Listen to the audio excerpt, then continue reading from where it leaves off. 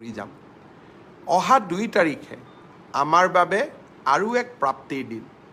ৰাজ্যৰ শিক্ষামন্ত্ৰী হৈ থকা অৱস্থাত সৰ্বশিক্ষা অভিযানত আমি বহুত শিক্ষকৰ নিযুক্তি দিছিলোঁ। প্ৰায় 35,000 শিক্ষকে এতিয়াও সৰ্বশিক্ষা অভিযানত কাম কৰে। বহু সময়ত বহু লোকে প্ৰশ্ন কৰিছিল, এওঁলোকৰ চাকৰি নাথাকিব, এওঁলোকৰ চাকৰি গুচি যাব। 2011-12 চনৰ পৰাই এনেকুৱা বিতৰ্কই আমাৰ সমাজ জীৱনখনক আক্ৰান্ত কৰি আহিছিলে। অহা 2 তাৰিখে আমি যোগ্য বুলি বিবেচিত প্ৰায় 24,000 শিক্ষকক চৰকাৰৰ আওতালৈ আনিম।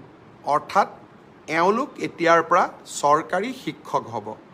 NPSৰ ব্যৱস্থা থাকিব। আৰু ফেমিলি কোনোবা শিক্ষক যদি অকালতে মৃত্যু হয়, পৰিয়ালটোৱে পূৰ্ণ দৰমহা পাব, পেঞ্চনৰ ব্যৱস্থা হ'ব।